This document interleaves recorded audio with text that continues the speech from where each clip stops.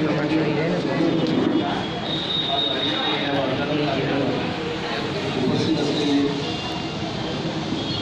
डोंबिवलीचे कार्यक्षम महापौर राजेंद्र देवळेकर, अनिला देवळेकर, पत्रकार संघाचे अध्यक्ष विजय राऊत, कल्याण विभागाचे अध्यक्ष विशाल वैद्य, या कार्यक्रमासाठी उपस्थित पत्रकार बंधू भगिनी, तसेच या कार्यक्रमासाठी मुद्दामून उपस्थित असलेले कोळी महासंघाचे उपाध्यक्ष देवानंद भोई, आगरी सेनेचे अध्यक्ष चंद्रकांत ठाणकर, नाट्य परिषदेचे अध्यक्ष शिवाजी शिंदे व अन्य मान्यवर. कल्याण डोंबिवलीमध्ये अनेक पत्रकार संघ आहेत, तरी आम्ही एक नवा पत्रकार संघ गठीत केला. काहीतरी चांगलं काम करावं, पत्रकारांनी काहीतरी चांगलं काम करून दाखवावं या उद्देशाने आम्ही हा पत्रकार संघ गठीत केला. आणि या पत्रकार संघाच्या माध्यमातून जास्तीत जास्त चांगली कामं कशी करता येतील त्यासाठी विजय राऊत यांच्या नेतृत्वाखाली सगळे पत्रकार एकत्र आले आणि एक वेगळ्या प्रकारचं काम सुरू केलं. आज महापौरांची संवाद चालत असतानाच कल्याण डोंबिवलीकरांची अशी भावना आहे की या कल्याण डोंबिवली महापालिकेला प्रथमच एक कार्यक्षम महापौर मिळालेला आहे. महापालिकेची आर्थिक गडी विस्कटली असताना सुद्धा महापालिकेचा कारभार कसा चांगल्या पद्धतीने करता येईल यासाठी प्रयत्न करणारा एक कार्यक्षम नगरसेवक, कार्यक्षम महापौर या महापालिकेला मिळालेला आहे. आणि नागरिकांच्या अनेक समस्या आहेत, त्या समस्या जनतेपर्यंत पोहोचल्या पाहिजेत, त्या समस्यांचं निराकरण झालं पाहिजे, हा सुद्धा यामागे हेतू आहे. आजचा एक प्रस्तावित करत असताना महापौरांची ओळख सुद्धा मी करून देतोय. तसं बघितलं तर महापौर हे कल्याणकर नाही, पण कल्याणकरांची एकरूप झालेले कल्याणकर आहेत. महापौरांचे वडील हे 20 महिन्यामध्ये ठाण्याला काम करायचे आणि ठाण्याहून 1983-84 साली कल्याणमध्ये राहायला आले आणि 85 साली भारतीय विद्यार्थी सेनेचं काम सुरू केलं. भारतीय विद्यार्थी सेनेचे सरचिटणीस आणि भवानीनगर भागातील शिवसेनेचे वॉर्ड प्रमुख या माध्यमातून त्यांनी काम सुरू केलं. आणि एक करून 1995 साली जेव्हा पहिली महापालिकेची निवडणूक झाली, त्या निवडणुकीमध्ये भवानीनगर प्रभागातून तिकीट कोणाला द्यायचं, कारण समोर तेव्हाच्या भारतीय जनता पक्षाचा उमेदवार, शहर अध्यक्ष असा एक दिग्गज उमेदवार होता अर्जुन कदम. आणि अर्जुन कदम यांच्या समोर लढण्यासाठी म्हणून देवळेकरांचं नाव फायनल झालं. एक तरुण तडफदार नगरसेवक दिला आणि प्रचंड बहुमताने तेव्हा देवळेकर पहिल्यांदा निवडून आले. आणि त्यानंतर 1995 पासून ते आतापर्यंत कायम नगरसेवक पद भूषवत असतानाच महापालिकेत अनेक चांगली कामं, आपल्या प्रभागामध्ये अनेक चांगली कामं, दुसऱ्या प्रभागात जेव्हा त्यांना उमेदवारी दिली त्या प्रभागात सुद्धा चांगल्या मताधिक्याने त्यांनी विजय मिळवून दिला. शिवसेनेचे गटनेते म्हणून काम केलं, त्याचबरोबर स्थायी समितीचे सभापती म्हणून अतिशय चांगलं काम आहे. कल्याण शहरामध्ये उभं करण्याचा प्रयत्न केला. कल्याण शहरामध्ये IT पार्क यावं म्हणून त्यांनी काही प्रयत्न केले आणि असं करत असतानाच महापौरपद त्यांना मिळालं. मध्यंतरी जातीच्या राजकारणावरून त्यांचं नगरसेवकपद गेलं. खरं म्हणजे त्या जातीचे कल्याण महापालिकेत अनेक नगरसेवक असताना फक्त देवळेकरांचं नगरसेवकपद गेलं होतं, परंतु पक्षाने त्यांना स्वीकृत नगरसेवकपद देऊन पुन्हा त्याची भरपाई केली आणि आता अतिशय चांगलं काम चालू आहे. गेल्या विधानसभा निवडणुकीत एक निसटला पराभव त्यांच्यात झाला, परंतु आता थोडं विधानसभेच्या सुद्धा निवडणुका आहेत. महापौर पदाचं चांगलं काम केल्यानंतर उद्याच्या विधानसभेचे आमदार म्हणून सुद्धा त्यांच्याकडे बघितलं जातं आणि अतिशय कर्तव्य तत्पर, अतिशय चांगला महापौर आपल्याला मिळाला आहे. महापौराची वार्तालाप हवा, या महापौराच्या मार्फत लोकांच्या समस्या काय आहेत त्याचं निराकरण कसं समजावं यासाठी हा परिसंवाद आहे. आणि या परिसंवादात पत्रकारांचे प्रश्न, नागरिकांनी दिलेले प्रश्न सुद्धा पत्रकारांमार्फत विचारले जाणार आहेत. कोणालाही वैयक्तिक प्रश्न विचारण्याची मुभा नाही आहे. जे काही प्रश्न आहेत ते आम्ही पॅनल तयार केले, ते पॅनलमार्फत विचारले जाणार आहेत. आणि या कार्यक्रमाला आपण जे सहकार्य केलं तसं यापुढे सहकार्य करावं अशी मी आपल्याला विनंती करतो आणि माझे 2 शब्द संपवतो. जय हिंद, जय महाराष्ट्र. तसेच मान्यवरांच्या हस्ते पत्रकारांची जी मुलं इयत्ता 10वीमध्ये चांगल्या गुणांनी त्यांनी यश मिळवलेलं आहे, अशा मुलांचा सन्मान त्या ठिकाणी होतोय. प्रथमतः आमचे श्रीकेश चौबे जे पत्रकार आहेत त्यांचे चिरंजीव प्रसन्न श्रीकेश चौबे यांनी 10वीमध्ये 79.4 असे गुण संपादित केलेले आहेत. त्याचं प्रथमतः या ठिकाणी सत्कार सन्मान्य महापौर राजेंद्र देवळेकर साहेब यांच्या शुभ हस्ते पार पडतो. त्याचं जोरदार या ठिकाणी टाळ्या वाजवून आपण स्वागत करूया. अतिशय प्रतिकूल परिस्थितीवर मात करत आपल्या वडिलांचं स्वप्न तो पूर्ण करतो. एकंदरीत भेटावकर यांना विनंती करतो की आपण साहेबांना प्रथम प्रश्न विचारावा.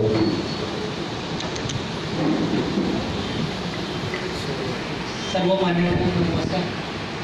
अनेक प्रश्न आज आपल्या मनामध्ये आहेत. स्मार्ट सिटीपासून ते कल्याणमधले ऐतिहासिक कल्याण, सांस्कृतिक डोंबिवली असे अनेक प्रश्न आहेत. पण या कार्यक्रमाची सुरुवात जी आहे ती आपण महापौर साहेबांचं बालपण कसं गेलं, त्यांचं शालेय जीवन कसं होतं, त्या तरुणपणाचा काळ कसा होता, राजकारणात कसा प्रवेश केला त्यांनी, त्याबद्दल थोडंसं आपण जाणून घेऊया. कल्याण डोंबिवली पत्रकार संघाचे अध्यक्ष विजय राऊत, सन्माननीय तुषार राजे साहेब, ते सगळे पॅनलिस्ट, कोकणकर, विशा, समोर बसलेले सगळे पत्रकारित किंवा महापालिकेत काम करत असताना ओळखीचे सगळे चेहरे, सगळ्यात आधी तुमचं सगळ्यांचं मन कौतुक करतो, अभिनंदन करतो. पत्रकार संघाच्या स्थापनेच्या नंतर पहिलेच जे काय दिलखुलास मुलाखत घ्यायचे त्यासाठी माझं तुम्ही निवड केली त्याबद्दल तुमचे आभार. माझ्याकडे आल्यानंतर मी म्हटलं की आधी बाकी लोकांचे इंटरव्ह्यू घ्या जरा. तेवढं नाही, आम्हाला सुरुवात महापौरांपासून करायची आहे असं मला सांगितलं राहून. आणि जो आज चांगल्या विचाराने आपण सुरुवात केलेली आहे, जनतेचं काम करणारे सगळे प्रतिनिधी, पदावर असलेले, पदावर नसलेले किंवा वरच्या सभागृहातले प्रतिनिधी, या सगळ्यांचे संवाद साधून कल्याण डोंबिवलीच्या विकासाच्या वाटा यातून शोधायच्या. जे जे चांगलं आहे ते पुढे आणायचं. हे जे सगळं तुम्ही सुरू केलं त्याबद्दल आपले आभार. जो प्रश्न केतननी सुरुवात केली, माझं बालपण म्हणजे प्राथमिक शिक्षण जे आहे माझं हे रायगड जिल्ह्यामध्ये झालेलं आहे. महाड तालुक्यामध्ये माझं बालपण गेलं. आणि त्यानंतर मग माझे पुढचं माध्यमिक शिक्षण आहे, कॉलेज आहे, हे सगळं ठाण्याला झालं. आणि तिथून काम करत असताना बालपणाबद्दल बोलायचं तर मी आजीकडे होतो, आजी आणि मामांकडे, त्यामुळे मजेत होतं ते सगळं. परंतु त्या काळची जी शिक्षण पद्धती होती त्यामध्ये मी म्हणजे आमचं जे मामांचं घर आहे, आजीचं घर आहे, त्या आजूबाजूलाच 2-3 शिक्षक आमच्या शाळांमध्ये तिथे राहायचे. आणि त्यावेळी शिक्षक दिसल्यावर आपला हातातला जो खेळ असेल, गोटी असेल, विटी दांडू असेल, काय ते सगळं ठेवून परत जायचं, अशी ती शिस्त होती त्यावेळी. शिक्षक दिसल्यावर तिथे उभं राहायचंच नाही. आणि 3 शिक्षक माझ्या आजूबाजूला होते तिथे. त्यामुळे शिक्षणामध्ये जे काही सुरुवात होती ती अतिशय चांगली झाली.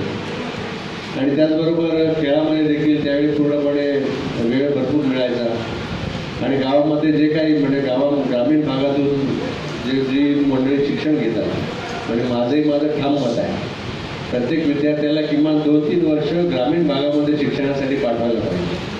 त्या तिथून 2-2.5-3 किलोमीटरवर असलेली शाळा, त्या शाळेमध्ये अनुवाणीपणे जाणं हे आता आज काही शक्य नाही. सगळ्या सुधारणा झालेल्या आहेत आता गावागावी पण.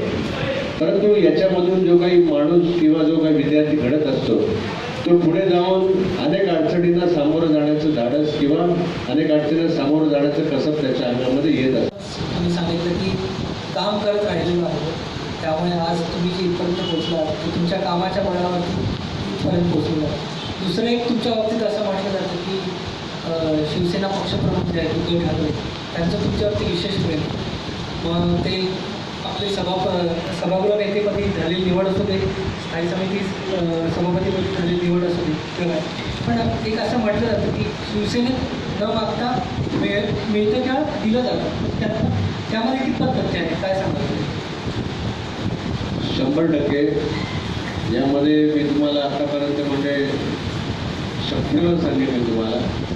आजपर्यंत मला नगरसेवक पदाची जवळजवळ 4-5 तिकीटं मिळाली, विधानसभेचं एक तिकीट मिळालं, स्थायी समिती सभापती मी झालो, गटनेता होतोच मी, पहिला सेकंड टर्मला मी गटनेता होतो. त्यानंतर यावेळी महापौरपद मिळालं. या कुठलीही पदं मिळताना कधी पक्षाने किंवा पक्षातल्या कुठल्याही व्यक्तीने आमच्याकडे कधी पैशाची अपेक्षा केली नाही, परंतु पक्षामध्ये आम्ही करत असलेलं काम हे पक्ष सातत्याने बघत आलेला आहे. आणि माझ्या कामाची सुरुवात धर्मवीर आनंदगे साहेबांच्या आशीर्वादाने किंवा त्यांच्या मार्गदर्शनाखाली झाली.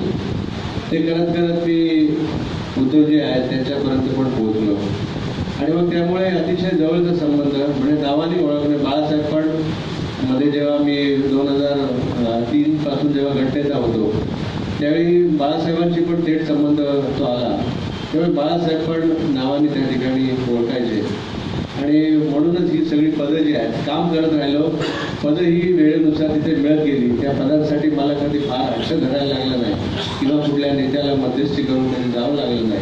ही वस्तुस्थिती आहे. शिवसेनेमध्ये काम करत राहायचं, पद मिळालं तरी ठीक आहे, नाही मिळालं तरी नाराज व्हायचं नाही. अशा पद्धतीने जो काम करत राहतो त्याला शिवसेनेमध्ये अजून तरी निश्चितपणे पुढची पदे मिळत राहतात.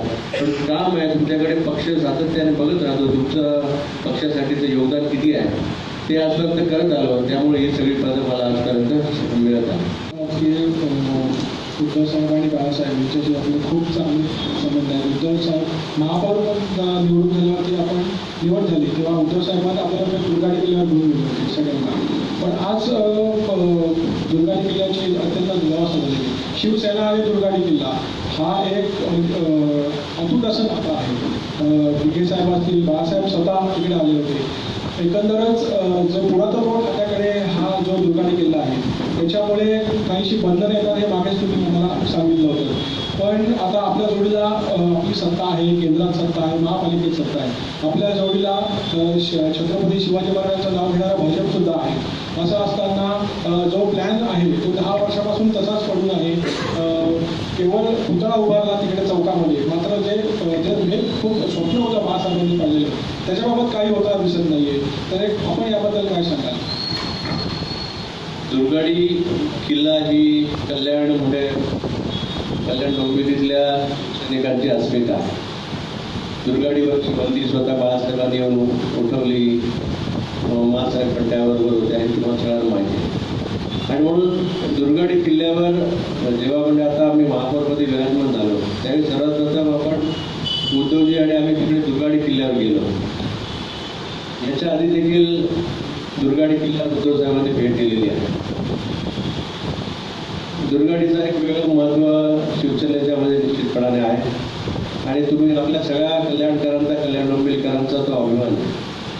आणि म्हणून दुर्गाडीच्या संदर्भात जेव्हा जेव्हा काम करायची संधी मिळते तेव्हा ते मी निश्चितपणे करतो. तुम्हाला सगळ्यांना आठवत असेल दुर्गाडी किल्ल्यावर 1-2 पोलवरती लाईटचे असायचे. मी जेव्हा स्थायी समिती सभापती झालो पहिल्यांदा तेव्हा सगळं दुर्गाडी किल्ल्याचं पूर्ण विद्युतीकरण आहे हे माझ्या कारकिर्दीत झालं. तेव्हा मी सभापती होतो आणि त्यावेळी राष्ट्रवादी काँग्रेसचे महापौर होते. आणि त्याचं उद्घाटन जे लाईट्स लावले आपण डेकोरेटिव्ह लाईट त्या कंपनीकडून आपण ते मागून बनवून घेतले होते आणि त्यासाठी जिल्हाधिकाऱ्यांची विशेष परवानगी आपण मिळवली. त्याचं उद्घाटन देखील उद्धव साहेबांच्या हस्ते झालं होतं. आणि जो जो गुरु त्या ठिकाणी ढासळलेला आहे तो पहिला तो गुरु तो देखील महानगरपालिकेने बांधलेला आहे. त्यामुळे आता गुरु देखील त्यासाठी आपण कलेक्टरांकडे परवानगी मागितलेली आहे. तो गुरु आपल्याला केवळ हा गुरु नाही, हा गुरु रिपेअर आपण करूच, परंतु बाकीचं सुद्धा जे काही परिसर आहे तो सगळा जर व्यवस्थित करायचा असेल तर तो महानगरपालिकेच्या ताब्यात किल्ला द्यावा अशी मागणी आम्ही कलेक्टरांकडे केलेली आहे. ते म्हणाले आम्ही शासनाची मंजुरी घेऊन तो किल्ला तुमच्याकडे सुपूर्द करू आणि लवकरच तुम्हाला सांगतो त्या गुरुदाच्या डागडुजीला लवकरच सुरुवात देखील आपण करू. यांना मी विनंती करतो की त्यांनी पुढचा प्रश्न विचारावा. महापौर साहेब, आपण दुर्गाडीच्या बाजूला शिवरायांनी आगमा स्मारक आगमन होते आणि हा इतिहास आहे. आज जे राज्यामध्ये शिवस्मारक उभारलं जाते त्याच्या आधीची कल्पना ही कल्याण डोंबिवली महापालिकेच्या सत्ताधारी शिवसेनेने मांडली होती. शिवशाही बाबासाहेब पुरंदरे आणि बाळासाहेब ठाकरे या दोघांची अशी इच्छा होती की कल्याणच्या खाडीकिनारी शिवरायांचं आगमारी स्मारक व्हावं. आणि 1998-99ला आपण त्याबद्दलचा एक ठराव केला होता. माझ्या माहितीप्रमाणे आराखडा तयार झाला, निविदा मागवल्या. 2005च्या त्या महापुरामध्ये आपला गणेश घाट वाहून गेला आणि त्यानंतर हा विषय जो मागे राहिला तो आज तक आहे, तो मागे राहिलेला आहे. त्याचप्रमाणे दुसरा विषय असा त्याला जोडून असा आहे की देशामध्ये आपण आरमार दिन साजरा करतो, पण ज्या शिवरायांनी हिंदवी स्वराज्यातला पहिला आरमार कल्याणमध्ये उभारला होता, त्या कल्याणमध्ये आरमार दिन साजरा व्हायला पाहिजे होता किमान. तर त्याबाबत आपली नेमकी भूमिका काय असेल?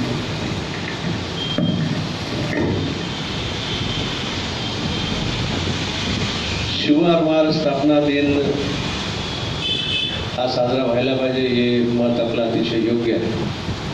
391 जेव्हा आरमार दिन होता तेव्हा तो आपण बाबासाहेब पुरंदरेंच्या उपस्थितीमध्ये मोठ्या प्रमाणावर उद्धवसाहेब देखील त्यावेळी आले होते, तो साजरा केला. आणि त्यामुळे जे राजा छत्रपतींनी दुर्गाडी किल्ल्याचं महत्त्व ओळखून किंवा सागराचं महत्त्व ओळखून ज्या आरमाराची स्थापना एका किल्ले दुर्गाडीजवळ केली, त्याची प्रतिकृती असलेलं स्मारक बनवण्याची घोषणा त्यावेळी झाली.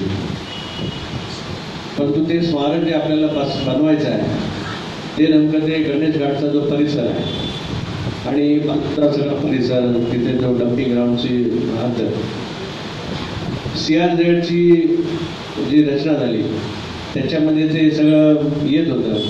त्यामुळे CRZमधून त्याला आपल्याला परवानगी ही मिळत नव्हती आणि म्हणून ते प्रकरण किंवा ते जो प्रस्ताव आहे हा मागे पडलेला आहे.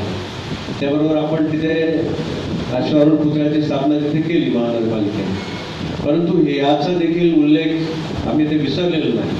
फक्त त्याची जी जागा आहे, CRZ संदर्भातली जी बंधनं आहेत ती आता काहीशी खुली केली.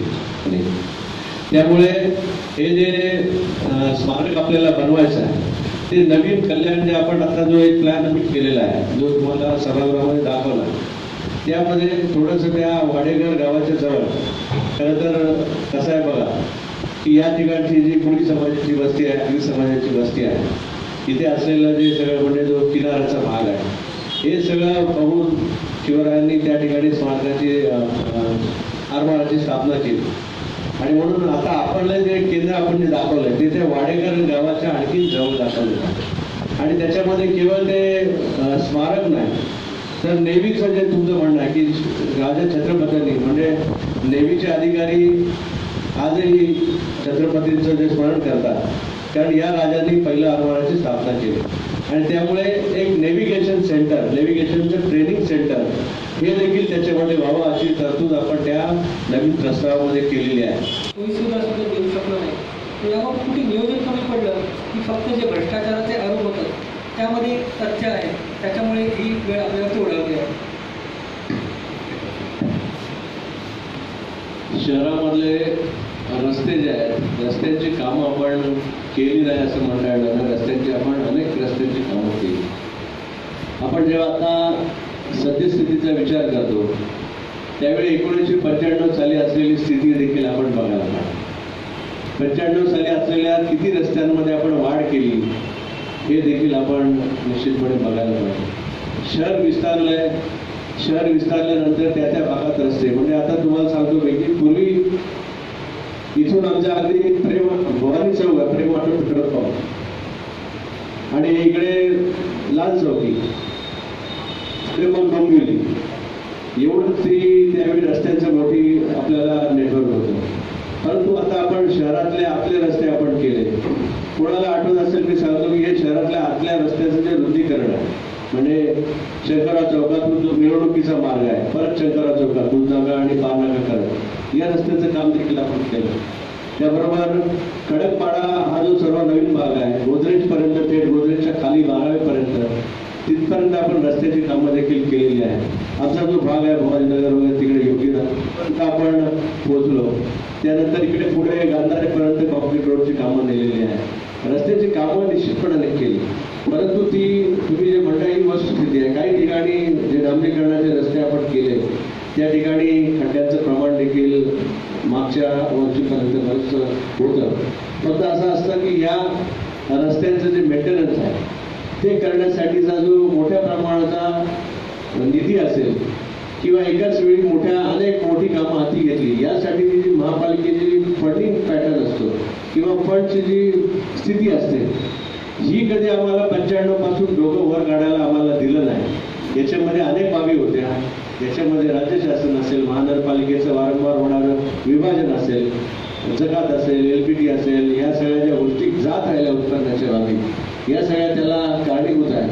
तरी देखील आपण याच्यावर मात करत आपण कॉन्क्रीटचे रस्ते, आपण आता तुम्हाला बघतो की बरीचशी कामं, जर एक संतोष माताचा मेजर पोर्शन जर सोडला तर अनेक ठिकाणी कॉन्क्रीट रोडची कामं ही जवळजवळ पूर्णत्वाच्याकडे आलेली आहेत. अनेक ठिकाणी आता तुमच्या जे तक्रारी आहेत कॉन्क्रीट रस्त्याबाबतच्या, तुम्हाला असं सांगतो की काही ठिकाणी कॉन्क्रीट रोडला क्रॅक्स आहेत, निश्चितपणे आम्ही मान्य करतो. परंतु ते क्रॅक्स आहेत हे त्याच्या त्या डिफेक्ट लागलेली पिरियडमध्ये आहे. त्यामुळे ते व्यवस्थित करून देणं ही त्या ठेकेदाराची जबाबदारी आहे.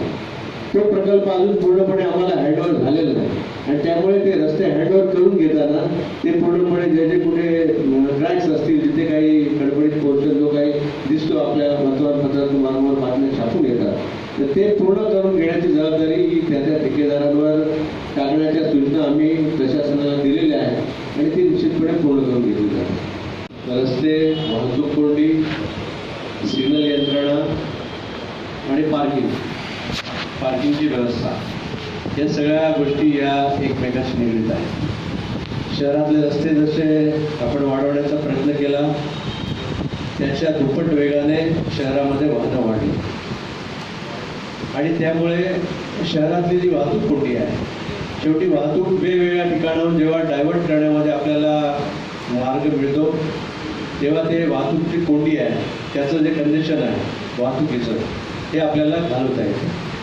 आणि म्हणूनच आपण वारंवार प्रयत्न केला की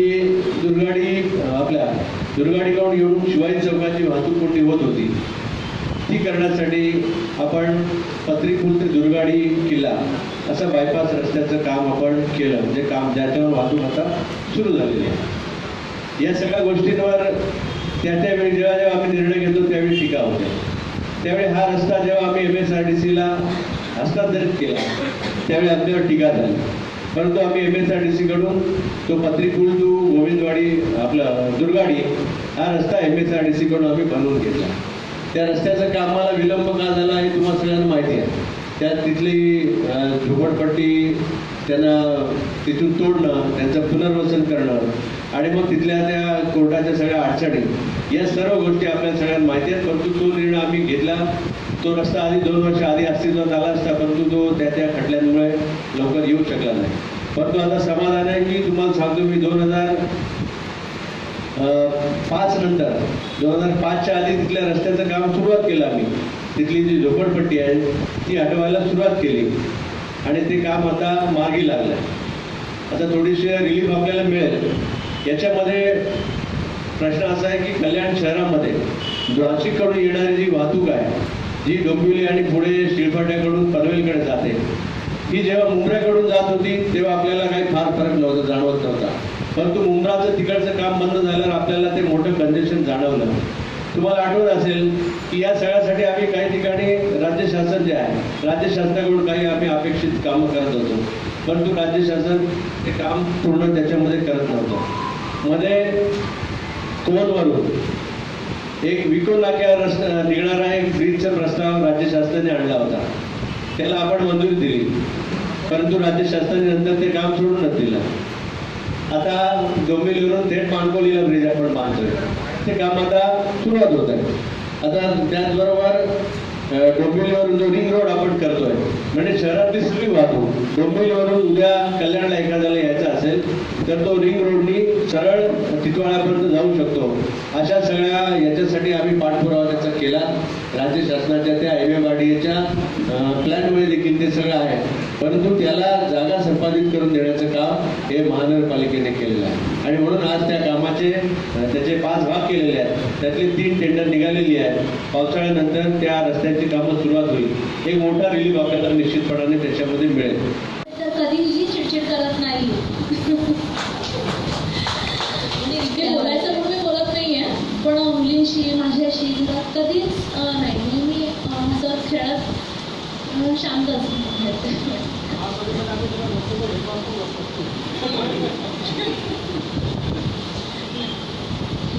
त्यानंतर मला असं विचारायचं आहे, आम्हाला एक गोष्ट कळली ताई सर तुमच्याबद्दल की तुमचा आवडता हिरो अमिताभ बच्चन आहे. आम्ही माहिती काढली आहे आणि सरांनी शोले हा चित्रपट खूप वेळा बघितला आहे आणि सर गाणं पण खूप छान गातात. तर मी सर्वांच्या वतीने विनंती करते की अमिताभचा एक डायलॉग आणि एक गाणं प्लीज.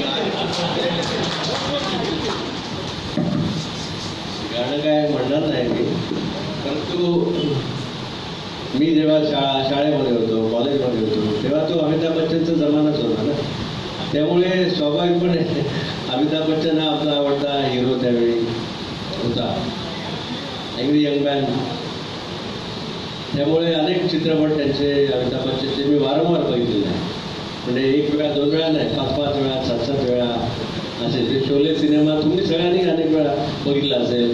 डॉन सिनेमा आहे तो बघितला असेल. म्हणजे प्रत्येक चित्रपट बघायचो, म्हणजे वेळात वेळ काढून असं. आणि सिनेमातली जी काही गाणी असतील किंवा काय, ही गुणगुणाची आपल्याला आवड आहे. कारण ती गाणी काय मी गुणगुणत या ठिकाणी झालं. आम्हाला अजून एक असं कळलं की मन मानसी मानसी हे गाणं तुम्ही खूप छान गाताय आणि त्याच्या 1-2 ओळी तर झाल्याच पाहिजे टायटल सॉन्ग. ते मानसी ही एक सिरियल आपली राणी रुणाजी युता देशमुख त्यावेळी टीव्हीवर असायची ती. आणि स्त्रियांविषयीचे अनेक प्रश्न त्या सिरियलमधून चर्चिले जायचे. आणि त्याचं जे टायटल सॉन्ग बनवलं होतं अतिशय सुंदर, मन मानसी मानसी, ते दरवेळी आम्ही रात्री ते बघायचो सिरियल. त्यामुळे ती भावली होती सिरियल. त्यामुळे ती म्हणजे म्हणजे आता ती लवकर बंद केली ती सिरियल. आता मध्ये एकदा त्या रुजुता दिवेकर मला भेटल्या होत्या, त्या देशमुख. त्यांनी विचारलं की सिरियल लवकर का बंद केली. कारण अनेक गोष्टी म्हणजे या संदर्भातल्या निश्चितपणाने आहेत. तर सिनेमा आहे, ही आवड आहे आपली, नाटक पण आहे. आणि नाटक सुद्धा मी बरेच वेळा नाटक बघायला जातो. जे शाळेमध्ये जेव्हा होतो तेव्हा मी तुम्हाला खास करून सांगतो, माझी शाळा न्यू इंग्लिश स्कूल ठाण्याला, आणि त्याच्या बाजूला ते गडकरी रंगायचं नाही. तर मला मधली सुट्टी जेव्हा मिळायची तेव्हा आम्ही त्या गडकरीला जाऊन तिथे कुठलं नाटक असेल, तिथे जे कोणी आलेले असतील ॲक्टर, त्यांची सही घेण्यासाठी आम्ही छोटी डायरी घेऊन त्यावेळी जायचो. आणि अनेक सह्या म्हणजे परांजपे, अनेक जे हे आहेत, काशीनाथ घाणेकर, अनेकांना मी त्या शाळेच्या दिवसामध्ये भेटलेला सह्या घ्यायची ती आवड होती. त्यामुळे हे सगळं आपला भाग आहे. याच्यामध्ये सिनेमाची निश्चितपणे आवड आहे. तुम्ही म्हणताय आम्ही ऐकलं. अभिनेत्री येतात शोले बघायचो, त्यामुळे ते आवडायचीच ना. रेखा सुंदर अभिनय त्या रेखाचा असायचा. त्यावेळी त्या अमिताभ बच्चन त्यांनी काम केलं. त्या सगळ्या म्हणजे रेखा आहे, शबाना आझमी आहे, अनेक या सगळ्या अभिनेत्री. पण त्यातही हेमा मालिनी आणि रेखा यांचा अभिनय अतिशय आवडायचा. ते चेंजेस झाले. फेरीवाल्यांचं जे धोरण आहे हे देखील केंद्र आणि राज्याने मंजूर केलं. फेरीवाल्यांचा फेरीने व्यवसाय करण्याचा जो अधिकार आहे, उपजीविकेचं साधन आहे, ते देखील संसदेने आणि विधानसभेने आपल्या मान्य केलेलं आहे. आणि त्या संदर्भातला कायदा देखील केलेला आहे. आणि त्यामुळे तेव्हापासून आणखीन बळ हे या फेरीवाला संघटना असेल किंवा फेरीवाल्यांना असेल यांना मिळालेलं आहे. आणि याच्यामुळे आता नागरिकांचा जो मूलभूत फुटपाथवरून चालण्याचा जो अधिकार आहे, तो अधिकार त्यांच्या या अधिकारामुळे हिरावून घेतला जातो की काय, किंवा घेतला जातोय, अशी वस्तुस्थिती ही उभी राहिलेली आहे. ही वस्तुस्थिती आहे. आणि या फेरीवाला प्रश्नावर तुम्हाला सगळ्यांना आठवत असेल, या फेरीवाल्यांवर वारंवार कारवाई आम्ही या टर्ममध्ये पण करतो, याच्या आधी करत होतो, त्याच्या आधीच्या एक टर्ममध्ये करतो. परंतु समस्या जेवढी व्यापक झालेली आहे आणि ही सामाजिक समस्या झालेली आहे, याच्यामध्ये आज आम्ही कारवाई केली, दुसऱ्या दिवशी फेरीवाला बसणार नाही असं होत नाही. तुम्ही केवळ कल्याण डोंबिवली नाही तर अन्य जी महानगर आहेत, या प्रत्येक नगरामध्ये हा फेरीवाल्याचा विषय आहे. याच्यामध्ये प्रत्येक आयुक्त, प्रत्येक महापौर आपापल्या परीने तोडगा काढण्याचा प्रयत्न करतो. परंतु कुठल्याही शहरात ही समस्या का अजूनपर्यंत सुटलेली नाही. ही सामाजिक समस्या आहे. ही तुम्हाला आम्हाला नागरिकांना हातात हात घालून सोडवावी लागेल. फेरीवाल्यांकडून अमुक एक अंतरापर्यंत बसणाऱ्या फेरीवाल्यांकडून मी विकत घेणारच नाही असा निर्णय करण्यासाठी आपण देखील लोकांना प्रवृत्त हे करायला पाहिजे, असं आवाहन मी तुम्हाला सगळ्यांना पत्रकारांना करतो. मला निश्चितपणे ज्या बाबी खटकत आहेत त्याच्यावर आम्ही कारवाई करायला लावतो, परंतु ती देखील नीटपणे होत नाही ही बाब लक्षात आलेली आहे. कल्याण स्टेशनवरचं स्कायवॉकवरचे फेरीवाले आणि डोंबिवली इथले पूर्वेतले फेरीवाले, म्हणजे आता जर बोलायचं तर या दोन ठिकाणचे जे घटक आहेत फेरीवाले घटक हे कारवाईच्याही वरती म्हणजे थोडंसं मुजोर होण्याचा जो प्रकार आहे तो इथे झालेला आहे. त्यामुळे या दोन विषयामध्ये आपण निश्चितपणे कारवाई सातत्याने करत राहणार. परंतु याच फेरीवाल्यांना हॉकर झोनचं देखील जी पॉलिसी आहे ती देखील मी निश्चितपणे सभागृहामध्ये मंजूर करून देणार आणि मग त्यावेळी जे काही आम्ही जागा ठरवू, जे काही ठिकाणं ठरवू, हॉकर झोन ठरवू, त्या ठिकाणी त्यांनी फेरी करायला पाहिजे. तुमचा अधिकार आम्हाला जसं मान्य आहे तसं नागरिकांचा देखील पहिला अधिकार हा रस्त्यावरचा आहे, फुटपाथवरचा आहे. त्यामुळे लोकांना त्रास होणार नाही याची काळजी घेण्याचं आवाहन मी फेरीवाला संघटनेला पण करतो. परंतु प्रशासन म्हणून तुमचे जे काही सगळे तुम्ही जे काही बाबी सांगता या सगळ्या गोष्टी या वारंवार आम्ही प्रशासनाला सांगत असतो. प्रशासन कारवाई करतं, परंतु त्याच्यामध्ये तोकडेपणा आहे. काही वेगवेगळ्या बाबीच्या समोर अनेक माध्यमातून आपल्याला येतात ही देखील वस्तुस्थिती नाकारता येत नाही. ती वस्तुस्थिती देखील त्याच्यामध्ये आहे. परंतु आता नवीन आयुक्त जे का आता आपल्यापर्यंत येतील त्यावेळी परत भूमिका त्याच्यावर आपण घेऊ. फक्त माझी विनंती आपल्याला अशी आहे की नागरिकांना देखील आपण या संदर्भात जागरूक करणं गरजेचं आहे. मला जर फेरीवाल्याचा त्रास होत असेल तर मी फेरीवाल्याकडून त्या ठिकाणी विकत घेणार नाही असं नागरिकांनी देखील निश्चय हा करायला पाहिजे. मिळतं म्हणून घेतो असं आपण जर भूमिका ठेवली तर मग त्याच्यावर उपाय करणं हे मला वाटतं अतिशय कठीण होईल. महापालिकेच्या प्रयत्नांना आपण पण साथ दिली पाहिजे. महापालिकेचं जे तोकडं मनुष्यबळ आहे त्याच्यात कारवाई करण्याचा आम्ही प्रयत्न करतोय. याच्यामध्ये जे काही अधिकारी जो काही थोडा वेगळा प्रकार करतात तर त्याला देखील बाजूला थांबण्याचं काम आम्ही लवकरच करतो. ते जोपासण्याचे प्रयत्न ज्या गणेश मंदिर संस्थानाचा तुम्ही उल्लेख केला त्याच गणेश मंदिर संस्थानाला कल्याण डोंबिवलीची जी आचार्य यात्रे वाचनालय आहे, ग्रंथालय आहे, ते चालवण्याचं काम आम्ही त्या संस्थेला दिलं. हे शेवटी कसं आहे सांस्कृतिक आणि हे सगळं ठेवा जर आपल्याला जोपासायचं असेल तर त्यातल्या ज्या जुने साहित्यिक आहेत, जुने नामवंत लेखक आहेत, त्याचबरोबर जुन्या संस्था आहेत, त्या सगळ्यांना मदत होईल असं काम आपण करायचं आहे आणि ते करण्याचं काम महानगरपालिका करते. कल्याणमध्ये देखील सार्वजनिक वाचनालय आहे. त्या सार्वजनिक वाचनालयाला मी मागच्या वेळी सभापती असताना तिकडे आमच्या ब वॉर्डची एक जागा दिली, तिकडे वाचनालय सुरू झालं. अशाच पद्धतीची जी सांस्कृतिक चळवळ आहे ती आपल्या सुदैवाने आपल्याला आपल्या शहराला महानगरपालिकेला 2 नाट्यगृह आपल्याकडे आहे. त्यामुळे माझा विचार याच्या पुढे जाऊन असा आहे की या नाट्यगृहाच्या माध्यमातून सावित्रीबाई फुले असेल तिकडे, इकडे आचार्य यात्रे असेल, त्याच्यामध्ये अनेक वेळा आमची महानगरपालिकेची जी मंडळी आहे ही याच्यामध्ये इंजिनियर्स असतील किंवा तिथले ते देखभाल करणारी सगळी मंडळी असतील, हे त्याच्यामध्ये केवळ देखभाल वृत्ती म्हणजे जसं आम्ही रस्त्याकडे बघतात ते इंजिनियर्स तसं त्या दृष्टीने ते बघतात. आणि म्हणून इथे जर ती काही चळवळ आपल्याला वाढवता आली, जोपासता आली तर ती त्या ठिकाणावर होऊ शकते. आणि म्हणून नाट्यगृह, सावित्रीबाई आणि आचार्य यात्रे किंवा डोंबिवलीचं क्रीडा संकुल आहे. कल्याणला देखील आचार्य यात्रेच्या बाजूला मोठं क्रीडांगण आहे सुभाष मैदानासारखं. या ठिकाणी शहरातल्या नागरिकांना एकत्र घेऊन आपण जर काही वेगळी कमिटी आणि अशा स्वरूपाचं जर केलं त्याच्यामध्ये, जसं मुंबईला तुमचं मुलुंडचं कालिदास आहे, बोरिवलीचं ते नाट्यगृह आहे, अंधेरीचं शहाजीराजे क्रीडा संकुल आहे, ही महानगरपालिका खरंच चालवते. परंतु ते महानगरपालिका ललित कला अकादमीच्या माध्यमातून ते चालवते.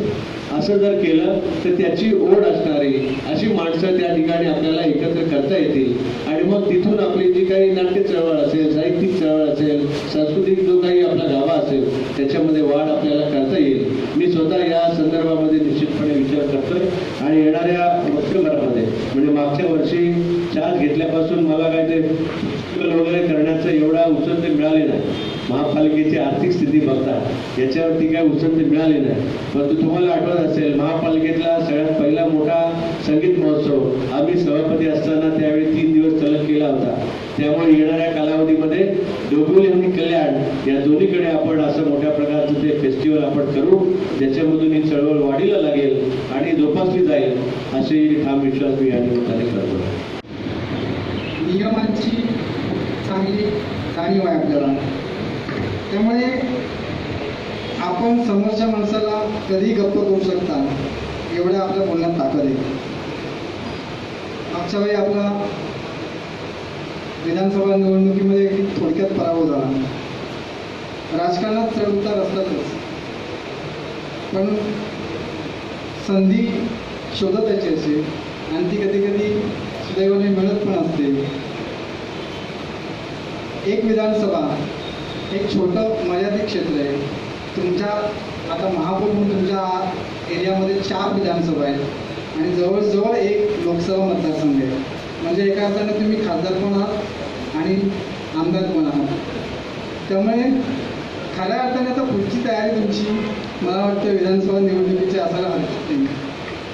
आणि म्हणून मी म्हणेन की आता शिवसेनेचा बालेकिल्ला तुम्हाला मजबूत करण्याचं तुमच्यासमोर आव्हान असणार आहे, ते कामाच्या माध्यमातून.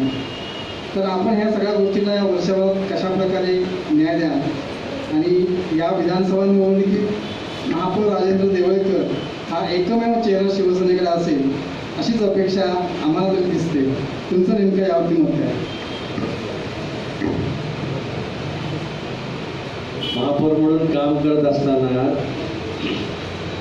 शहरातले अनेक प्रश्न आपल्याला सोडवण्यामध्ये, त्या काही प्रश्नांना स्पर्श करण्यामध्ये आणि काही प्रश्न योग्य त्या फोरममध्ये मांडण्यामध्ये निश्चितपणे यश मिळत आहे. मुळात तुम्हाला सगळं सांगतो की मी पक्षाचं काम जेव्हापासून घेतलं त्यावेळेपासून मी जास्तीत जास्त वेळ हा पार्टीसाठी देतो. आणि शिवसेनेमध्ये आता अशी पद्धत आहे, उमेदवार हे मागच्या वेळी अनेक होते, यावेळी देखील अनेक असतील. त्यावेळी पक्षाचं काम करत राहायचं. पक्षाचं म्हणजे महानगरपालिकेचं काम करत असताना पक्ष बांधणीमध्ये जर आमचे पालकमंत्री एकनाथ शिंदे साहेब हे स्वतः जिल्ह्यावर बारीक लक्ष ठेवून असतात, तिथले सर्व कामं बांधणीची कामं ती सगळी ते करत असतात. पक्ष म्हणून माझ्यासारखे अनेक कार्यकर्ते पक्षामध्ये काम करत असतात. त्यामुळे जेव्हा विधानसभेचं चित्र डोळ्यासमोर येतं किंवा विधानसभाची निवडणूक डोळ्यासमोर येते त्यावेळी पक्ष निर्णय घेतं कोणी उमेदवारी लढवायची आणि मग त्यावेळी जो आदेश असतो तो आदेश शिरसावरती मानून आपण ते काम करायचं असतं. त्यामुळे विधानसभा आपल्याला मिळेल नाही मिळेल, विधानसभा एकदा लढवण्याची संधी दिली पक्षाने, त्याबद्दल पक्षाचे आम्ही आभारीच आहे. परंतु दुर्दैवाने त्यावेळी आपल्याला अपयश आलं. आता ते अपयशाचा दोष मी अन्य कोणाला देणार नाही, परंतु आपल्याला आणखीन आता महापौर म्हणून काम करायची संधी मिळाली. कदाचित मला लाल दिवा मिळायचा होता म्हणून मला त्यावेळी विधानसभेत जाता आलं नाही. लाल दिवा मिळाला ना महापौर म्हणून मला. आता याच्या पुढे होणाऱ्या महापौरला लाल दिवा मिळणार नाही. तो मी शेवटचा महापौर म्हणून लाल दिवा मिळाला मी शेवटचा महापौर आहे. त्यामुळे पक्षामध्ये काम करत राहायचं, जनतेचं काम करत राहायचं आणि पक्ष जो जी जबाबदारी देईल ती पार पडायची. 2007 साली मी सभापती झाल्यानंतर मला पक्षाने तुम्हाला मुद्दाम सांगेल मी हिंगोलीचं संपर्क प्रमुख पद दिलं होतं. मी इथून मराठवाड्यामध्ये जायचो, गाडीने जायचो, कधी कधी ट्रेनने जायचो आणि त्यावेळी 2007-08 साली उद्धव साहेबांनी तेव्हा तिकडून 7-12 कोरा झाला पाहिजे, त्यानंतर देता का जाता ही जी सगळी आंदोलनं केली त्यावेळी त्या हिंगोलीमध्ये गावोगावी फिरण्याचं काम मी त्यावेळी केलेलं आहे. त्यामुळे पक्षाची जी संधी देईल त्याचं काम करत राहायचं. शेवटी असं आहे की जे विधिलिखित आहे ते काय कोणी कधी टाळू शकत नाही, पण या सगळ्या कामामध्ये तुमच्या सगळ्यांच्या शुभेच्छा माझ्याबरोबर असतील अशी अपेक्षा मी निश्चितपणाने इथे व्यक्त करतो आणि आपल्या सदिच्छांबद्दल आपले आभार मानतो. आणि एक शासन चालू शकते आणि त्यामुळे चांगली आरोग्यसेवा लोकांना मिळेल अशी अपेक्षा. अतिशय चांगला प्रश्न तुम्ही या ठिकाणी विचारलेला आहे आणि आरोग्य सेवेबद्दल महापालिकेची जी 2 रुग्णालय आहेत शास्त्रीनगर आणि रुक्मिणीनगर यामध्ये आपण आधी तिथे सेवा द्यायचो. मला वाटतं 2007-08 पर्यंत आपण त्या ठिकाणी सेवा व्यवस्थित द्यायचो. सेवाही तक्रारी होत्या, निश्चितपणे होत्या, परंतु सुधारण्याची प्रक्रिया त्यावेळी सुरू होती. डॉक्टर संजीव कांबळे जोपर्यंत होते तोपर्यंत त्या ठिकाणी वेगवेगळे ऑपरेशन्स आपण करायचो. मला आठवतं डोंबिवलीला शास्त्रीनगरला आपण बर्न वॉर्ड सुरू केला होता. डोंबिवलीला शास्त्रीनगरला आपण लहान मुलांना ठेवण्यासाठी ते इन्क्युबेटर देखील आपण खरेदी केले होते. परंतु दुर्दैवाने 2008-9 नंतर तिकडे ती सर्व जी प्रोसेस आहे ती थोडी खाली खाली येत गेली. डॉक्टर सोडून गेले आमचे. याच्यामध्ये जो मागोवा जो आम्ही घेतला, डॉक्टर सरिता पाटील नावाचे एक वैद्यकीय अधिकारी आले त्या शासनाकडे. त्यांच्या काळापासून जी डॉक्टर्स बाहेर जाण्याची जी सुरुवात झाली ती आजपर्यंत थांबली नाही. महापालिकेतले अनेक डॉक्टर्स हे महापालिकेला सोडून गेलेले आहेत. यामध्ये कारणं काही असतील, इतर वेगळी कारणं असतील त्याच्यामध्ये. परंतु आता आम्ही त्या डॉक्टर्सचं जे मानधन आहे ते मानधन देखील मी बसल्यानंतर आम्ही पूर्णपणे वाढवतो. म्हणजे शासन मर्यादेप्रमाणे जे मानधन आम्ही देऊ, मॅक्झिमम जे देऊ इच्छितो ते आम्ही आता त्यांना देतोय. 86 डॉक्टर्सच्या सूचीला जी राज्य शासनाने आता त्याची मंजुरी दिली हे शासन आल्यानंतर, त्या डॉक्टर्सच्या संदर्भात देखील तिची आम्ही जी जाहिरात काढली त्याला देखील पूर्ण प्रतिसाद आम्हाला मिळालेला नाही. जे स्पेशालिस्ट डॉक्टर जे लागतात ते डॉक्टर्स आपल्याकडे येत नाहीत अशी वस्तुस्थिती आहे. आणि याचा जेव्हा आम्ही खासदार डॉक्टर श्रीकांत शिंदे जे डॉक्टर असल्यामुळे या बाबीमध्ये विशेष लक्ष देतात, जेव्हा चर्चा केली त्यावेळी आम्ही आता असं ठरवलेलं आहे की रुक्मिणीबाई आणि शास्त्रीनगर इथले ज्या रेडिओलॉजी आणि पॅथॉलॉजी हे जे 2 डिपार्टमेंट्स आहेत जी एकदम पीडित आहेत आपलेल्या रुग्णाची, त्याचं आउटसोर्सिंग करायचं. आउटसोर्सिंग करण्याचा निर्णय आम्ही सभागृहामध्ये मंजूर केला. त्याचं एक टेंडर देखील झालं. आता दुसरा त्याचा कॉल आला की त्याची आपली प्रक्रिया पूर्ण होईल आणि ह्या दोन्ही सेवा त्या रुक्मिणीबाई आणि शास्त्रीनगरमध्ये व्यवस्थित देऊ शकू.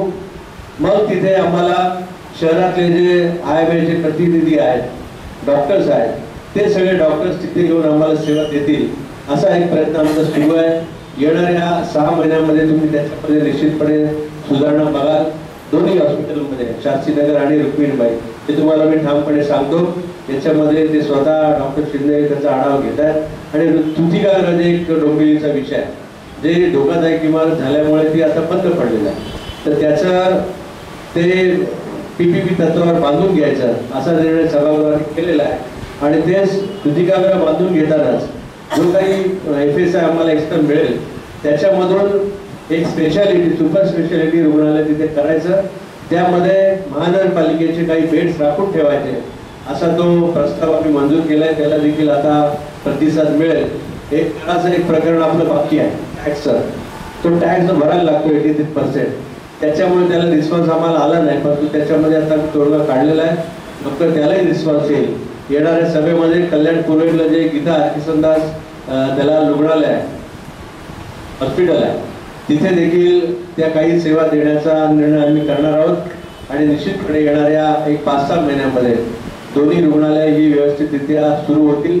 आणि डायलिसिस सेंटर जे आपण देऊ इच्छितो ते डायलिसिस सेंटर देखील आपण सुरुवात करू असं मी तुम्हाला निश्चितपणे या चर्चेच्या वेळी सांगू इच्छितो.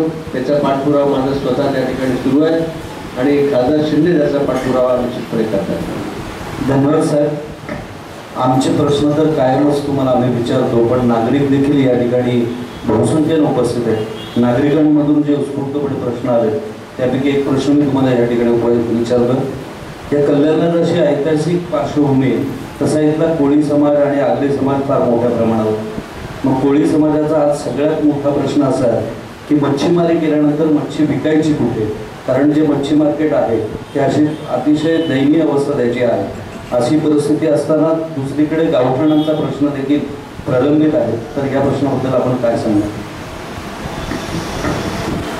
आणि हा प्रश्न कोळी समाजाचे नेते देवानंद भोईर यांनी या ठिकाणी उपस्थित केलेला आहे. हरकत नाही. देवानंद भोईर या ठिकाणी उपस्थित आहेत, अरविंद म्हात्रे आहेत, चंद्रकांत खांडकर आहेत, मोटोळकर आहेत. म्हणजे हा जो मच्छी मार्केटचा एक प्रश्न त्याच्यावर मी पहिल्यांदा बोलतो. मच्छी मार्केटची पुनर्बांधणी करण्याचं आम्ही ठरवलेलं आहे. त्याच्यामध्ये तो फॉरेस्टच्या जागेचा तिढा आहे. माझं तुम्हाला सगळ्यांना आव्हान आहे. त्याच्यामध्ये मच्छी मार्केटमध्ये आपण आता मटन मार्केट पण बसवलेलं आहे. म्हणजे आता बसवलं म्हणजे ते मटन मार्केट देखील मागच्या 25 वर्षापेक्षा जास्त काळापासून आहे. या दोघांची पुनर्बांधणी आपल्याला करायची आहे. शासन नियमाप्रमाणे जिथे मच्छी मार्केट आहे तिथे मटन मार्केट असू नये असं सांगतात.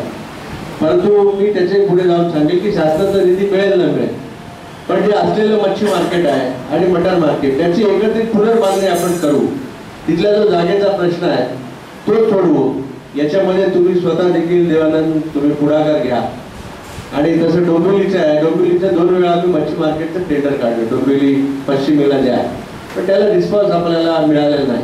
आता रिस्पॉन्स मिळत नसेल तर ते महापालिका ते निश्चितपणे बांधेल.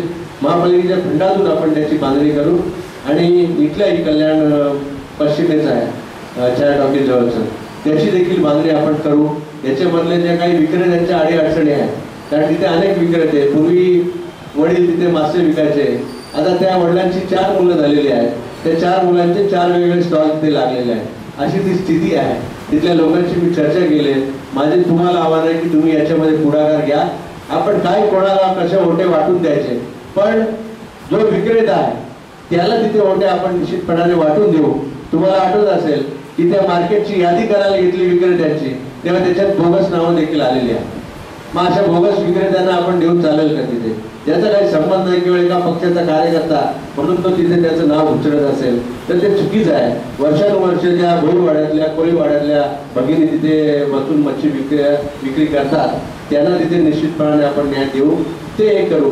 त्याबरोबर दुसरं माझं एक तुम्हाला आव्हान आहे, सहकार्याचं आव्हान आहे की अनेक ठिकाणी कोपऱ्यावर मच्छी विक्रेते, कोळी समाजाच्या त्या महिला असतील पुरुष असतील, हे प्रत्येक ठिकाणी चौकामध्ये तिथे त्या मच्छी विकायला बसतात. आणि त्या लाल चौकीचं आपण उदाहरण घेऊ. त्या तुम्ही माईक घेऊन बोला, माझं म्हणणं देत.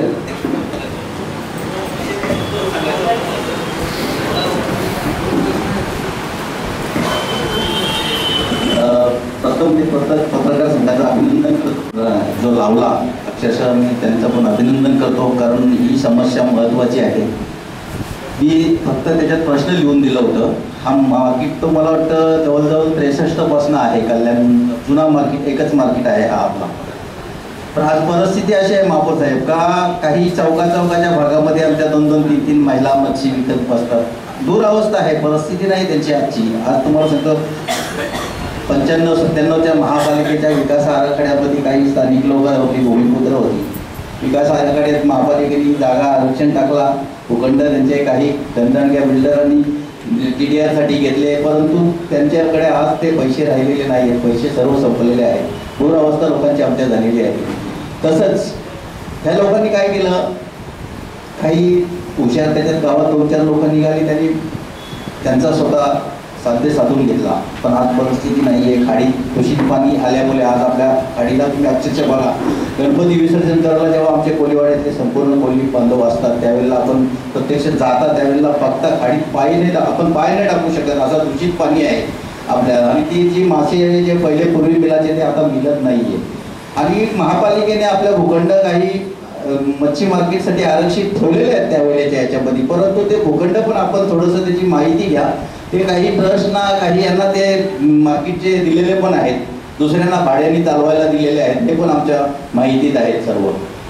आणि मुंबईमध्ये जसं आपण बघता, आता मुंबईमध्ये जसे स्थानिक मच्छीमारांना मुंबई महापालिकेने काही फुटपाथच्या कॉर्नरला जी म्हणजे जागा काही आपल्याला उपयोगी नसेल त्या चौकामध्ये किंवा त्या बाहेर बाजूला फुटपाथवरती एक 10-15 मच्छी विक्रेत्या बसतील, त्यांच्यासाठी पाण्याची व्यवस्था चांगल्या असे छोटे, जसं आपण आता हे वाचनालय बनवले होते कल्याणमध्ये, त्या पद्धतीने एक 5-5-6 महिला मच्छी विकायला बसतील असे मुंबई महापालिकेने सुद्धा बनवून दिलेले आहेत अक्षरशः. पण महापालिकेने ती योजना राबवायला पाहिजे मला वाटतं. कारण आज या स्थानिक लोक, जसं आता तुम्ही महाराजांचा इतिहास काढला होता, कारण शिवाजी महाराजांच्या काळ इतिहासाच्या पुस्तकामध्ये 4वीच्या 7वीच्या भोई समाज, भंडारी समाज ह्या उल्लेख आहे महाराजांच्या इतिहासाच्या पुस्तकामध्ये. ते तुम्हाला मी सांगेन, सर्वे नंबर 10, सर्वे नंबर 18 वरती जेव्हा महाराजांनी आरमाराची स्थापना केली, तुम्हाला सांगतो त्यावेळेला मुंबईवरून येणारे जहाज, ते जहाज दाखवण्यासाठी तुम्हाला सांगतो अक्षरशः जे 14 शिलांचे महाराजांनी बनवले होते, त्या शिलांवरनं उभे राहून ते ध्वज दाखवायचे. म्हणजे जहाज येताना तिकडनं जेव्हा कचोऱ्याच्या तिकडनं जेव्हा जहाज येणार, त्यासाठी ते असे महाराजांच्या इतिहासातला हा कल्याण शहर इतिहासातला आहे आणि तो परिसरही इतिहासातला आहे सर्व. आणि इथले स्थानिक लोक आज उद्ध्वस्त होत गेलेले आहेत. तुम्हाला सांगतो महापौर साहेबांना एक विनंती करतो का ह्यांचा आपण विचार करावा. कारण लोकांकडे आज कुठला व्यवसाय नाही राहिला. तुम्हाला सांगतो मच्छी विक्रेत्यांकडे आज कल्याणमध्ये बाहेरनं तुम्हाला सांगतो जवळजवळ 150 ते 200 बाहेरनं लोक येतात. 381 कलम आहे तुमचा आज महापालिकेकडे. त्या कलमाखाली आपण जे फेरीवाले जे येतात तिकडे मच्छी घेऊन खोपल्यावरती विकायला, ह्यांना बंद करा, हे अंमलात आणा तुम्ही, जेणेकरून त्यांचा व्यवसाय चालेल. त्यांच्यावरती त्यांचा उदरनिर्वाह जो होतोय तो आज बंद होत चाललेला आहे आणि जेणेकरून लोकांना त्याचा मोबदला मिळेल, फायदा मिळेल आणि त्यांचा कुटुंब परिवार चालेल याच्यावरती आपण हे करा. गावठाण जमिनींचा प्रश्न एक मी तुम्हाला मांडलाय, तोही विषय घेतो का आज नवीन कल्याण जसं आपण नवीन हे करता म्हणजे ज्या वेळेला आपण हे गावठाणमध्ये पूर्वीपासून गाववाले तिथे स्थायिक आहेत, स्थायिक लोक आहेत. मग जसं आता मी मध्ये वृत्तपत्रामध्ये ऐकलं, बातम्या ऐकल्या का ठाण्यामध्ये 500 स्क्वेअर फुटाला कर माफ केला जातो. मग हे स्थानिक लोक जे गावठाणावरले स्थानिक लोक गाववाले आहेत त्यांचे जवळजवळ 500, 200, 400 अशी घरं आहेत गावागावामध्ये आणि ही 200-500 घरांमध्ये तुम्हाला सांगतो 1000, 500, 50 रुपये, 100 रुपये टॅक्स आहे. या लोकांना काही जास्त टॅक्स नाही आहे, पूर्वीपासून आहे, स्वातंत्र्याच्या अगोदर तुम्हाला सांगतो. तर त्या लोकांचं महापालिकेने ह्या आपल्या विकास याच्यामध्ये नवीन कल्याणमध्ये आणि त्यांचे टॅक्स गावठाणावरला माफ करावा ना त्यांना. एक त्या स्थानिक लोकांना तेवढा तरी एक न्याय मिळेल ही माझी एक विनंती आहे आपल्याला. एवढं 2 शब्द बोलता आणि प्रश्न खूप आहे, मी त्यांच्याशी बोलेन, प्रत्यक्ष सांगेन.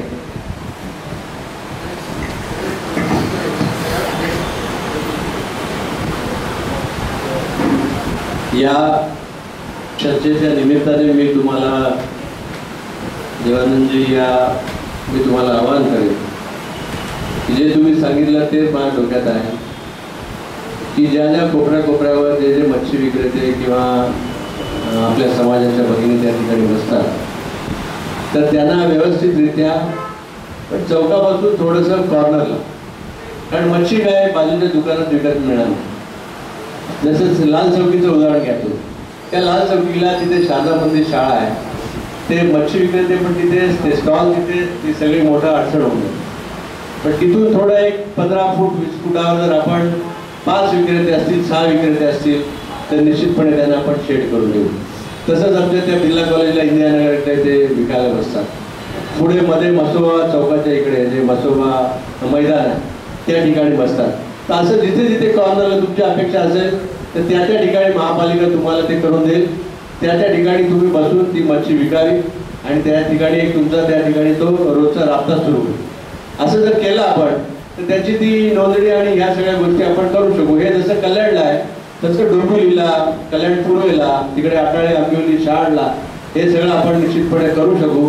त्याच्यामुळे त्याची एक रीतसर नोंदणी देखील महापालिकेकडे होईल आणि इतर आजूबाजूने कोणी येऊन जर त्याच्यावर अतिक्रमण करायचा प्रश्न केला तर ते आपण निश्चितपणे आणून पाडू शकू. आणि दुसरं राहिलं की विकास आराखड्यात ज्या काही जागा आहेत मच्छी मार्केटचं तर निश्चितपणे त्याच्यामध्ये आपण विचार आपण तुमचा करूया.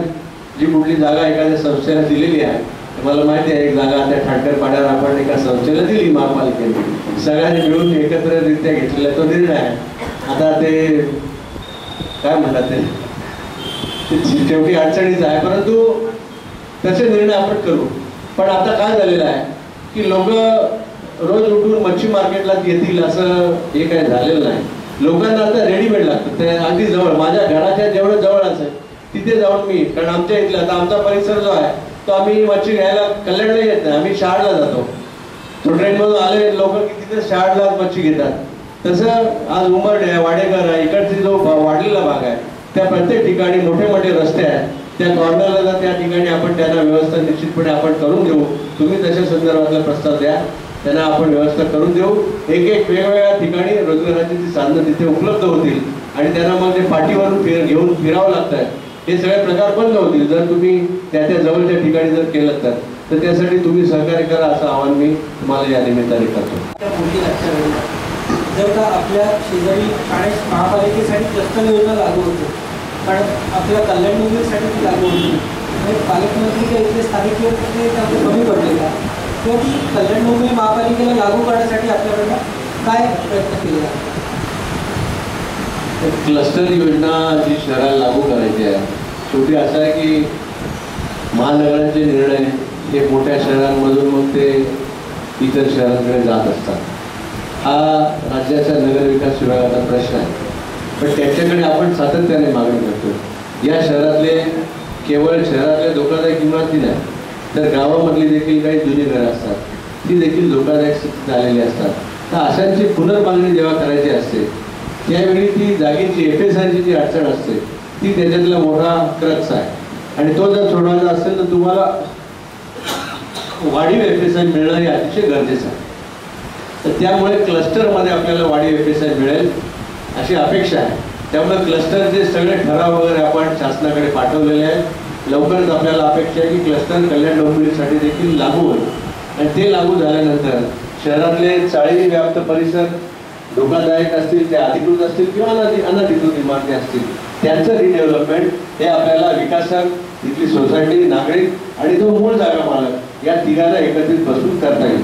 आणि त्यामुळे मी शहरातल्या लोकप्रतिनिधी देखील जेव्हा जेव्हा मला भेटाल तेव्हा सांगितलेलं की या क्लस्टरचा पाठपुरावा येणाऱ्या विधानसभेच्या अधिवेशनामध्ये करा. जसं ठाण्याला लागू झालं तसं ते कल्याणलाही व्हायला पाहिजे. यातले सोपस्कार महापालिकेचे ठराव वगैरे आम्ही सगळे पाठवले. यामध्ये मी स्वतः कमिटी करून त्यातले जे जे काही मुद्दे आहेत, क्लस्टरमध्ये किती मिनिमम एरिया असावा, काय असावा, या सगळ्या गोष्टी आपण करून पाठवलेल्या आहेत. ते जर लवकर लागू झालं तर शहरातला हा प्रश्न धोकादायक इमारतींचा आहे तो मार्गी लागेल. आणि ज्या ज्या जागेवर नगरपालिकेपासून किंवा महानगरपालिकेच्या सुरुवातीपासून जी अतिक्रमण झालेली आहेत ही अतिक्रमण रिझर्वेशन फ्री करतात. तुम्हाला किती त्रास झाला आणि आता 6 महिने जे उरलेले 6-7 महिने ती कोणची शाबूत ठेवताना शहराच्या जे तुम्ही कामं करताय त्याच्यावरती याचा परिणाम होतोय का किंवा होईल का, की न बनवून तुम्ही त्यांना जसं उत्तर देत आहात आता कामांना तसंच तुम्ही देणार आहात का? सगळ्यात पहिलं जेव्हा 2015ची महानगरपालिकेची निवडणूक झाली, मिस्टर म्हणाल ती खरी गोष्ट आहे. मी त्या आमच्या कॉन्फ्लिक्टच्या याच्यामध्ये प्रवेश करत होतो APMC मध्ये आणि तिथे बाहेर फिरले. माझा रिझल्ट तेव्हा आता होता आणि त्यावेळी तुम्ही मला शुभेच्छा दिल्या होत्या. पण सर्वच पत्रकारांनी त्यावेळी भावी महापौर म्हणून माझं नाव चालवलं होतं. त्याबद्दल तुमचे सगळ्यांचे आभार मी आता पण मानतो, तेव्हाही मानलेले आहेत, आताही मानतो. याच्यामध्ये मी मागच्या 4 टर्म जे काही काम केलं त्यामुळे पक्षाने कदाचित उद्धव साहेबांनी आणि पालकमंत्री शिंदे साहेबांनी माझ्या नावाची निवड केली असेल. आता महापौर म्हणून काम करत असताना कुठलंही पद असेल तर शेवटी त्याला त्या पदावर काम करत असताना पक्षामध्ये असतील किंवा विरोधक असतील त्या सगळ्यांना असं वाटत असतं की ही खुर्ची मिळाली.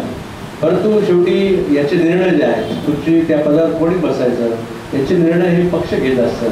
आणि म्हणून पक्षाने माझी तिथे निवड केलेली आहे. ती निवड केल्यानंतर चार्ज घेतल्यानंतर ज्या काय अडीअडचणी आहेत त्या तुम्ही सगळे मिळून बघताय.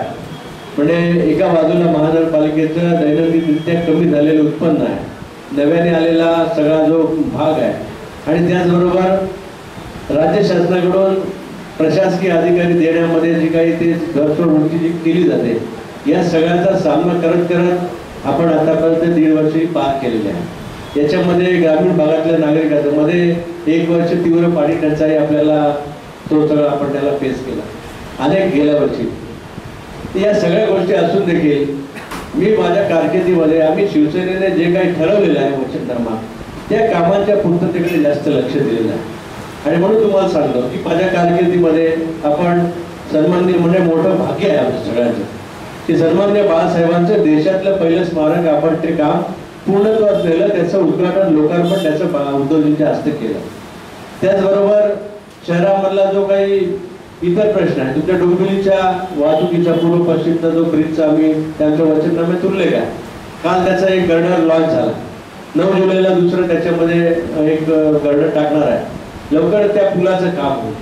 जी मोठी आहे समांतर रस्ता जो आहे त्या समांतर रस्त्याचं काम पूर्णत्वास आलंय. एक 50 मीटरचा पॅच तो बाकी आहे. परवाचं तुम्हाला माहिती आहे ते सगळं, परंतु ते देखील काम पूर्ण होईल. त्याचबरोबर कल्याणच्या मलंगण रस्ता जो ग्रामीण भाग आपल्याकडे आला त्या मलंगण रस्त्याच्या कामाला आम्ही सुरुवात केलेली आहे. बाजूची गटारीचं काम पूर्ण झालंय. पावसाळ्यानंतर त्याचं काम वेगात होईल. ती शहर त्या नेवाळी नाक्यापर्यंत जोडण्याचं जे काम मोठं आहे आपण ते काम आपलं पूर्ण होईल. कॉन्क्रीट रोडची बरीचशी कामं आपली पूर्णत्वाकडे निश्चितपणे यायला लागलेली आहे. अमृत योजनेचं जे मंजुरी आहे ती आता राज्य शासनाने अमृत योजनेला मंजुरी दिली. त्यामुळे उंबरडे सापडणे हा जो ग्रामीण भाग आहे पुढे मोना टिटवाळा आहे त्याच्या ड्रेनेजचं जे काम आहे ते आपलं पूर्णत्वास येईल. कल्याण पूर्वेतला तुम्हाला सगळ्यांना माहिती आहे की कल्याण पूर्वेला जो स्कायवॉक आहे सिद्धार्थनगरकडे उतरणारा, तो आपण खुला केला, जनतेमध्ये अर्पण केला. आता गणपती चौक जो आहे तिकडचा, त्याच्या बाजूचा स्कायवॉकचं काम येणाऱ्या या ऑक्टोबरपर्यंत आपल्याला पूर्ण करायचं आहे. त्याचबरोबर कल्याण पूर्वेतला जो पर्यायी रोड आहे 100 फूट रोड, तो त्या पलंगड रोडला जोडायचं काम आहे, तिकडे उल्हासनगरला जोडायचं काम आहे. तिथल्या मध्ये 1-2 बिल्डिंगच्या अडचणी आहेत, त्या कामाला आपण सुरुवात करतोय.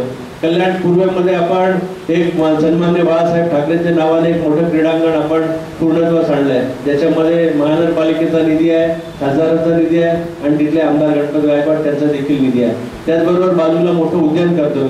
आणि हे सगळे करत असताना तुम्हाला सांगतो की कल्याण डोंबिवलीकरांसाठी जे आमचं सिटी पार्क हे जे मोठं आमचं कपीपाड्याच्या इथलं जे वचन आहे, त्या कामाला आम्ही येणाऱ्या 1-3 महिन्यामध्ये निश्चितपणाने सुरुवात करू.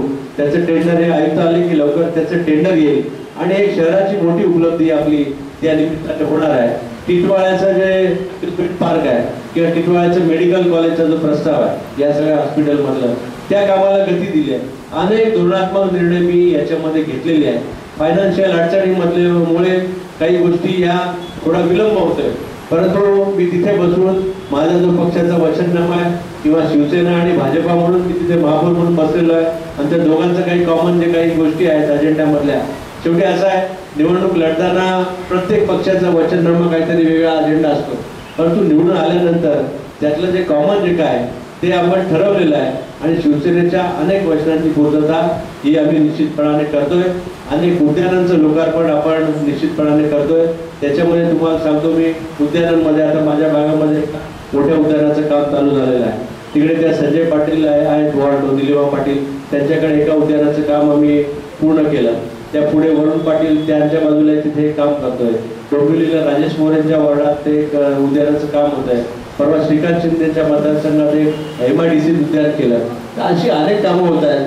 परवा ते आमदार नरेंद्र पवारांच्या निधीतून, परंतु त्याला महानगरपालिकेची मदत आहे. 3 कोटी रुपयाचा निधी आमदारांचा आहे, पण उरलेलं काम महानगरपालिका करणार आहे. ते एक तिकडे कुठलं पार्क आहे रोजाली गार्डन, तिथे करतोय. महापौर तिथे आजारवाडीला ते करतोय. तर अशा अनेक गोष्टींची कामं ही आपण निश्चितपणाने करतोय. जे आपल्या जिल्ह्यात आहे. आता माझी मेसेज इथे सांगते बघा, तुम्ही सगळ्यांना आता मुंबई विद्यापीठाचं काम, आता मुंबई विद्यापीठाचं जे शैक्षणिक वर्षाची सुरुवात आहे ती यावर्षी आपल्याला करू असं विद्यापीठाचे कुलगुरूंनी सांगितलं आपल्याला. तर ते देखील काम आपण करतोय. त्या आजारवाडी उंबरण्याच्या इकडचा जो IT आहे त्याचं लोकार्पण आहे. तर या सगळ्या कामाला आपण तिथे बसून गती देतोय. तिथे खासदारांचं सहकार्य लाभतंय, जिथे ते आमदारांचं आहे. मी कधी कुठलाही संकोच ठेवत नाही. भारतीय जनता पक्षाचे आमदार असतील किंवा भाजपाचे खासदार असतील किंवा आमच्या पक्षाचे तर आहेतच, या सगळ्यांशी बोलून या सगळ्यातनं मार्ग निश्चितपणाने काढतोय आणि येणाऱ्या जे आम्ही सांगितलेलं आहे त्या वचनांची पूर्तता करण्यामध्ये मोठा पाठपुरावा करतो. की हा संवाद न घडता विकासाच्या दृष्टिकोनातून हा कार्यक्रम व्हावा म्हणून हा कार्यक्रम केला. आणि हा कार्यक्रम तुम्हाला कसा वाटला याविषयी फक्त थोडक्यात तुम्ही मनोगत व्यक्त करा.